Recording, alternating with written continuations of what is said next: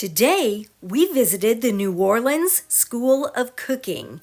Here, we learned the basics of Louisiana cooking and their food culture.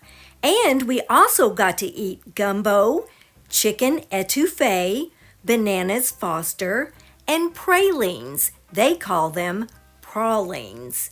The front is a general store where you can buy all of your cooking supplies, and the back is where they do the cooking classes. We posted all of the recipes at the end of this video, so be sure and stay tuned to the end and check those out. We highly recommend this experience. On the table you have the recipes for tonight. Those for you to follow along on and to take notes on. You take the recipes and those pens home with you. They're good for you. And if you get home, you try any of the recipes I'm going to show you tonight. Go on our website. There's a little tile there that says diploma request. If you hook that, remember this face, the name Chef Tom, find me, tell me what you made, and I'm going to send you a diploma saying you graduated New Orleans School of Cooking. Now that's pretty awesome. In fact, I've got one. This is what it looks like. Okay? It's going to have your name up here in big letters, and I'm going to sign it for you, all right? It's free to you. All you have to do is try these dishes and contact me. Let me know what you made, okay? Easy peasy. Before you arrive tonight, I got the gumbo started a few hours ago, so it would be ready to eat when you got it. You're hungry, right? Yep. I'm going to tell you how I made the gumbo. I'm going to tell you different types of gumbo, and I'm going to tell you about different ways to serve gumbo, depending on our cultural differences, as we serve it tonight. But I want it to be ready for you when it arrives. Other than that, you're going to see the chicken etouffee prepared right in front of you, and then you'll eat that. The bananas Foster and the candy, the praline, all going to be prepared in front of you, okay? By the way, you're here to have fun. If you're not having fun, we're not doing it right. And so, no shushing each other. I'm going to talk plenty loud. Those of you interested in the cooking can see through those mirrors, see what we're doing. And if your phone rings, no worries. The only thing I ask, if your phone rings, put it on speaker so we can all participate in the call. No, I'm serious. If you're going to ask your phone, put it on speaker. I've met people from all over the world that way. So your gumbo's about ready. Let me just add the last bit of our Trinity vegetables so they'll warm to the temperature of the pot. Be ready to go. And with that, we're ready to serve. The gumbo I made for you starts with a nice dark roux. We're going to show you a roux once we get over here. A roux is just equal amounts of fat and flour. And then to that I added the Trinity, onion, celery, green pepper, just like you see here, our Trinity vegetables. And then the poke, our garlic. And then I added some chicken and some nice smoked sausage to make this gumbo, and a chicken stock. Okay? And then I simmered it for a long time, so it'll be ready for you, all those flavors combined. I add a few other spices and such, and now it's ready. This is chicken andouille gumbo. This is the most popular gumbo in South Louisiana because it's what we locals like the most. You go to any of our festivals, Jazz Fest or Creole Tomato Fest, anything like that, the gumbo, all the sign says is gumbo, it's going to be this gumbo, right? So you pick the good starter. But it's not the only kind of gumbo. You can take that same recipe we provided for you, which is for this gumbo, and take out the protein, take out the chicken, take out most of that sausage, and instead add some seafood. Make a seafood gumbo. Another type of gumbo is gumbo zayers. Now this comes from hundreds of years ago, when in the Catholic calendar we had special days that we're not allowed to eat meat. And so we take all the meats out and replace them with an odd number of vegetables, 7, 9, 11, 13 vegetables. Odd number said to bring you good luck in the days ahead and cause you to meet a new friend. So those vegetables would be the Trinity, the poke, mustard greens, collard greens, spinach greens, turnip greens. Maybe I'll take a nice Louisiana yam and dice it up, put it in there for more presentation and texture. And maybe a fistful of red beans for good luck. But just an odd number of vegetables. Okay? Now, because you put all those greens in there, greens are hard to work down, and so we're going to add some acid in the form of some red wine vinegar, or maybe some lemon juice, or more tomatoes, and that's going to help work down those tough greens. Because we did that, we need to add something else right at the end of the cooking cycle, the acid that was in there. So we'll add some table sugar, or honey, or something nice to to take care of that, right? That's gumbos et herbes. So those are the three most popular basic gumbos. The chicken andouille gumbo, which you have tonight, number one, and then the gumbos et herbes, the seafood gumbo. Now, I'm adding some green onions, scallions, sometimes parsley. This is what we call the blessing. Right at the end is a garnish, okay? Because four things make up flavor. You know, what we see with our eyes, or the presentation as we call it. The aroma that comes up the front of our nose, and the back aroma that comes through our mouth up the backside of our nose, also very important. Texture and then taste. If you change any one of those four things, you've changed the flavor dynamics of that food. So if I put these green onions in that pot and I boil them away for hours, I destroy them. I just wasted my money and time, right? Because they're not going to look like green onions anymore. They're going to look like the grass we mowed in the backyard last year. They're not going to have a pleasing texture. It'll be all mushy, and they're not going to taste like green onions because they're going to give their delicate flavor up to the pot, and the bulb onion is going to dominate that anyway. So we're always going to use the green onions as a garnish, and that's what we call the blessing. So if you're in one of our restaurants, you're seated near the kitchen where you can hear what's going on, or you're seated you're seated at a chef's table and you hear it say, hey, it's time for the blessing, don't look to the glass and think we're doing this. It's our way of saying it's time to get the garnish on and get these out to the dining. Another way to serve gumbo, if you're one of our Sicilians whose families arrived here in the 1860s, you're going to take one of the pieces of table bread, a little pistolette that's dried out, break it, put it in the bottom of the bowl, and pour your gumbo over that. If you're one of our Deutsches Creole families, the Germans that come here in 1721 as our first farmers, they're going to take a nice scoop of German potato salad, warm potato salad, put it in a bowl, and pour the gumbo over that. One of my favorite ways to eat gumbo. All right, it's delicious. And if you go to our Oktoberfest anywhere in town, especially at the Deutsches House, that's the way you're going to get your gumbo. Then we got to eat the gumbo. Oh my goodness, it was so delicious. This whole experience was over 2 hours, so we cut it down because we didn't want to upload a 2-hour video, and they served this yummy bread with the gumbo. Now, etouffee means to smother. It's one of our three primary sauces. The first sauce is our Monnier sauce. That's a blonde sauce. The second sauce is our Creole sauce. And that's a red sauce made with tomatoes. And the third sauce is our etouffee, which means to smother. It normally smothers rice, which is the way we're going to serve it today. Let's talk about some ingredients. We're going to slow it down a little bit before we start cooking and talk about some ingredients. The first thing I have over here is some chicken. Now this is hard-boiled chicken. It's not flavored in any way, but it's cooked through. We're not using any raw chicken in the interest of time. In the industry, we call this 60-40. 60% white meat, 40% dark. At home, I'm going to use 50-50, 40-60, because that really good flavors in that dark meat. Next to that, we have our Trinity vegetables. Now in Europe, you have something called a mirepoix. Mirepoix is always half onion, 1/4 celery, 1/4 carrots. We cannot grow carrots here in mass. Our feet are too wet. They just rot in the soil before they mature. So we substitute something that grows wonderful, which is a bell pepper, a green pepper. Right? So it's no longer a mirepoix, it's now the Trinity. Catholicism dominates our culture for most of the last 300 years. So the terms of the church are used a lot. They're pervasive throughout our culture, including our cooking. So the Trinity is the Father, the Son, and the Holy Spirit. It's always half onion, 1/4 celery, 1/4 green pepper. I introduced you earlier to the Pope. The Pope is garlic. When we put the Pope with the Trinity, it's called the Holy Trinity. Okay? That's our cooking. Again, you go to any grocery store, even the smallest, you're going to find Trinity already cut and bagged to that ratio in 1 to 5 pound bags. And we'll say Trinity. That's how much of it we use here. Okay? You sit, again, at that chef's table in a restaurant. You're not going to hear me say, hey Rico, please go back and get me this much onion. And while you're there, please measure out this much celery. Oh, Enrico, almost forgot. Please measure out this much green pepper.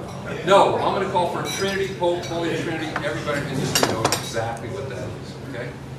So the Trinity vegetables are aromatic vegetables. They're 90% water and sugar by weight. And so I took 1/3 of the Trinity vegetables and I put them in here and I sweated them down. Okay? Down to extract the sugars. caramelize them, okay? The water leaves the vegetables, it turns to steam, the steam rolls under the lid, extracts the sugars. So those are ready to go. There's no heat on this pot now. That took about a half hour to do that. I turned the heat on. Now I'm going to add another third of our vegetables, or half of what remains. Okay? And this third, once I add some stock in here, once we have liquid in the pot, this third's going to cook down and give us a nice combined vegetable flavor to the stock. Before I serve you, we're going to add the last third of this into the pot. It's not going to have a chance to cook down, so I'm going to warm to the temperature of the pot. So you'll be able to see those vegetables, say, hey, that's a piece of celery. So you have that presentation. You'll be able to bite into them and get a nice texture, and when you bite into it, you'll have a nice, mild release or individual flavor of onion, celery, green pepper. Okay? All right. We have some acidic fruits here, some lemons, and what I want out of the lemon is I want the tartness that comes from the meat of the lemon. I do not want the bitterness that comes from the rind. Two distinctly different things.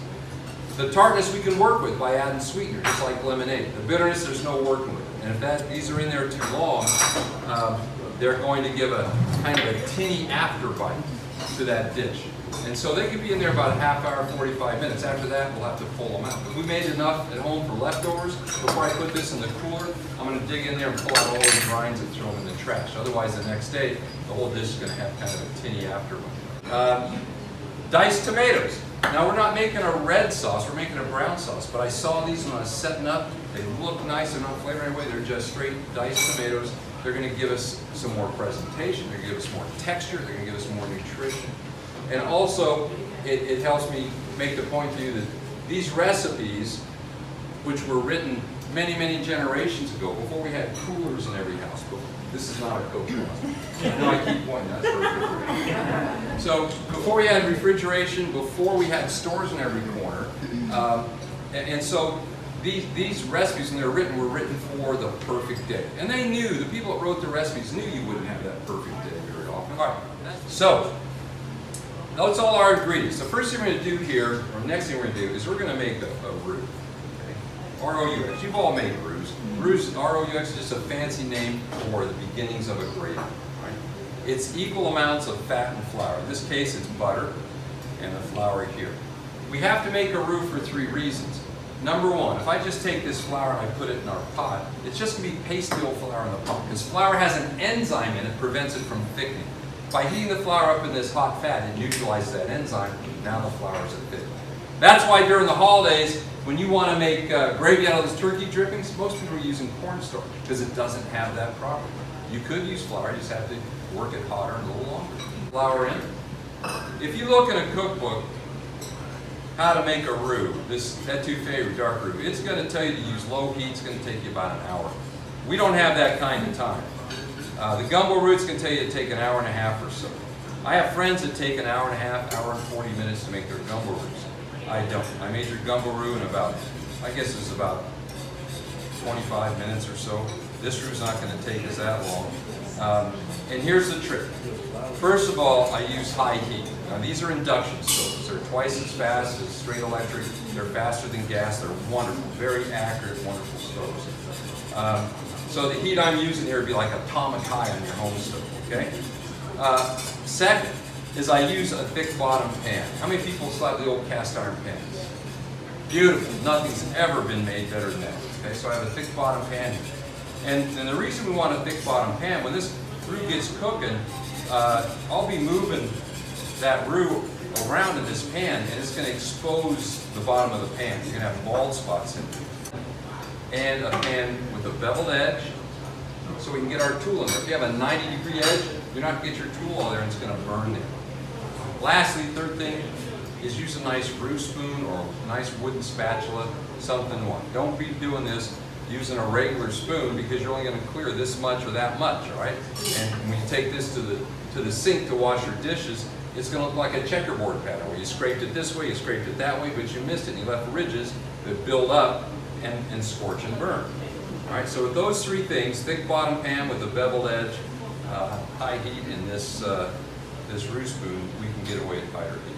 Then, As soon as it gets just a little darker, it's going to start to have a very, very slight smoky, nutty aroma and taste. At that point, it's too dark to make it our cream soup, okay? It's just about there now.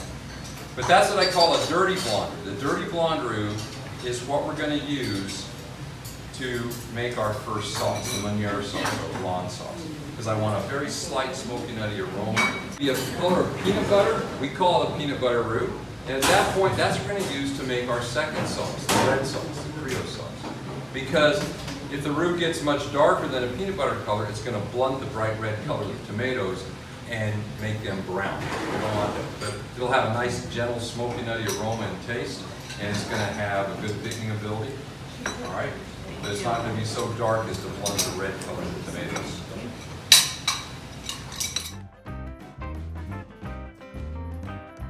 But I'll show you what we professionals use, which is even better than bouillon.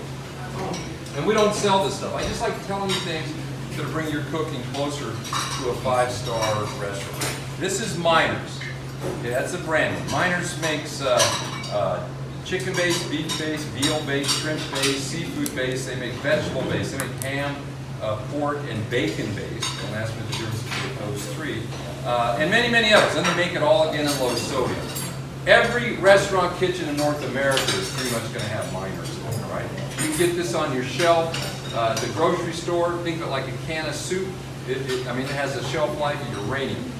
Once you open that and you peel back this inner seal, now it can be refrigerated for months. That's a nice base, okay? So with that, I just put some tap water in the pot, bring it to a simmer, stir in the right amount of the Miners, simmer for 20 minutes, perfect stock every time. For our stock at this point. There we go. And let's just get all that roux dissolved up in there. Regular etouffee is crawfish etouffee, shrimp etouffee, sausage, a nice pork sausage, whatever you have. Or for vegetarian stuff, you can take some nice eggplants or shiitake mushroom, just something that has some texture to it, and slice them up and put them in there. Make a nice etouffee, say herbs, whatever you'd like to do. All right, so let's introduce our diced tomatoes in there. Go. See, now we're adding some color. And we're going to now add our lemons. We're going to squeeze some of the juice in there, and then add our lemons. And that's what this is. So this garlic, this poke, is going to cook down in there. You're not going to be able to see it for presentation. You're not going to be able to bite it and get individual texture, individual taste. It's just going to give a nice garlic orange sauce. Okay? So we're layering it just like we layered our shrimp.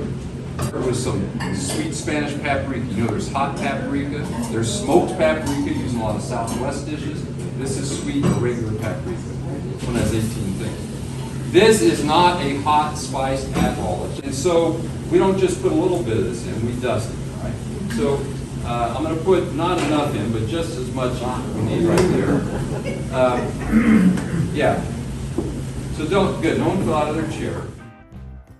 The New Orleans School of Cooking opened in 1980. They wanted to introduce visitors from all around the world to the wonderful food of New Orleans. And look at this etouffee. Wow, you can see the steam coming off. It was so delicious. So, but I'll know because it'll pass that softball test, and then once it does that, we'll get it off the heat, and we'll start introducing oxygen to it by stirring it to accelerate the cure. And it'll be nice and quiet like it is now. You don't hear anything. But when the sugar starts regranulating, you'll hear that scraping. And if we're having fun, we're talking, playing music and all that, I'll still know because with my wooden spoon, I'll feel it scraping. It'll be like I'm pulling that spoon across sheets of coarse sandpaper. It'll have that kind of high frequency vibration. This is really good stuff. We keep the vanilla bean in our vanilla because we think it's important. The longer it sits there, the more full-bodied it becomes. You all remember when you could go to the grocery store and buy a bottle of vanilla and no matter who the manufacturer was, it had a vanilla bean in it, right? Well, not anymore. Now you buy vanilla and most do not. You can buy a bean separately for anywhere from $13 to $18 for a vanilla bean in a little plastic bag. Crazy. You can change this up however you want it as long as you keep the ratio of the butters and sugars pretty constant. Okay, it'll work out for you. If you have a family member or friend that's allergic to the nuts, don't put them in. Just when you get ready on your last stir around that pot, throw in a cup of Rice Krispies, stir it once and get them out. Now it's going to have the presentation with the rough. It's going to have a texture in there, all right? And they'll be able to have that taste. All right, so it's a very, very flexible. So it's been boiling away for a while. So let's put a little in there, let it cool for a second. I'm keeping it on the boil just in case this isn't ready. Yeah, not quite. Almost. Yeah, almost. See, it's kind of, see how it clouded all that up? But it's just about there. There, now we're ready. See that? We never stick to the side unless it was ready. See that gooey softball? Okay, that's what we're looking for. He put them all out on the wax paper so they could cool.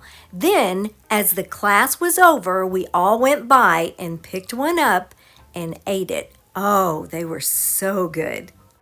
And so even today, the motto of our Cajun families is, if you can catch it, we can cook it, and we need it, right?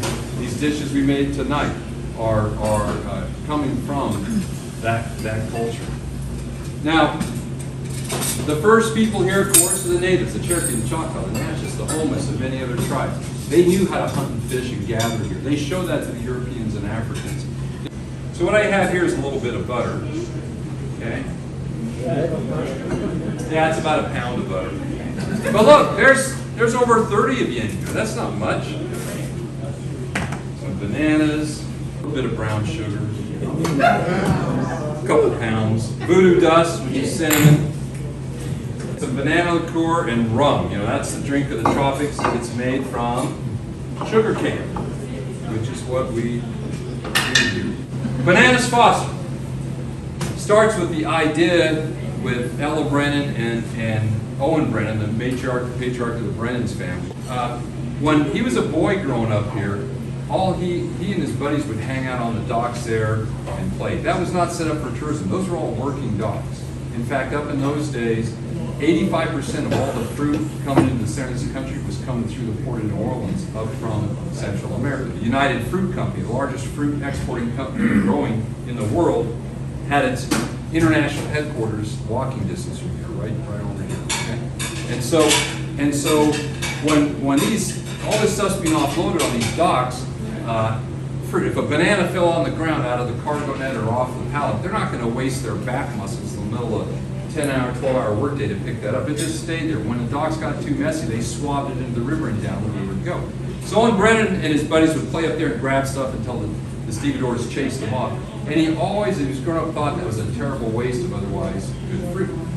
So as he gets older, he starts getting in the restaurant business, and he wants to make use of this stuff. So now this is bubbling up, we're going to put brown sugar in it. And his sister, Ella, she reminds him of when they were young, if someone showed up at their house unexpectedly, their mom would want to do something nice for them. So she'd melt down some butter, put in twice as much brown sugar, and we never had a shortage of sugar. I mean, this is clean sugar down here. And then add whatever else she had around to give them something a little sweet, all right? So he relates this story to his chefs, challenged them to make use of these bananas, and today's Bananas Foster is not a whole lot different than what their parents made basically 100 years ago, all right? It's a little bit of butter, twice as much brown sugar, and then bananas, okay? And then we flambe it with the alcohol. Throughout the world, the most famous, the most asked for flambe dessert until 25 years ago was Cherry's Jubilee, and of course you have baked glass out there. But about 25 years ago, our own New Orleans Bananas Foster, which was created literally right around the corner on Rural Street, it overtook us. So now throughout the world, the most asked for flambe dessert is our own New Orleans Bananas Foster. Okay? So we're just getting this nice and warm, creaming in that brown sugar. We're going to add a little bit of banana liqueur just to push the banana flavor. So typically we use what are called green tip bananas, okay? They're yellow in the middle and they're green on the tips, about 24 hours away from being fully ripe. That way they hold up, they have a nice presentation to them, a nice texture. You could use ripe bananas, which will have much better taste to them, but they're going to be a little mushy, not good for presentation, not a great texture, all right? You could use plantains, sweet plantains. Boil them up to soften them up, and then use sweet plantains. Everybody knows what to do if I set myself on fire. Don't worry about me. Go out that door, and Frederica or Mo will put a wet towel over you, all right? Make sure the fire sticks work. Let's put in about half our bananas now. The other half I'm going to layer in after this goes. There we go. Take some of this. Oh, let me get my voodoo dust. Now this is a really, alcohol has a very cool flame to it. If you put the alcohol in there too soon, it's not going to flambe. So what I have here is I have a ladle. I'm going to press it on the bottom of this pan to get nice and warm, okay? All right, so let's see if our rum in there has gotten warm. It has. See that blue float? Oh, yeah. That's what we want. All right, so let's take that aside for a second. Pour a little bit more in there. There we go. Now we have to stir. Voodoo dust. There we go. More voodoo dust. More voodoo dust. Voodoo dust. It's like 4th of July. Yeah. That's my birthday. Now the voodoo dust, of course, is cinnamon. So my only safety tip for you today is don't make your pajamas out of cinnamon because it's not fireproof. Let's get that off the heat, otherwise our dessert will caramelize and it'll ruin it. There, beautiful. But very simple to do, a lot of fun. You just have to be careful. There have been a lot of accidents reported with banana sauce or people trying to do silly things. Like I said, don't use 151 alcohol or other things like that. Okay. They served the Bananas Foster over ice cream. It still makes our mouth water to look at it. And here are the recipes from what he made while we were there. We can't even begin to tell you how enjoyable this was. If you ever get the opportunity, be sure and visit the New Orleans School of Cooking. If you would like to see more of our New Orleans videos, click the video that just popped up on your screen.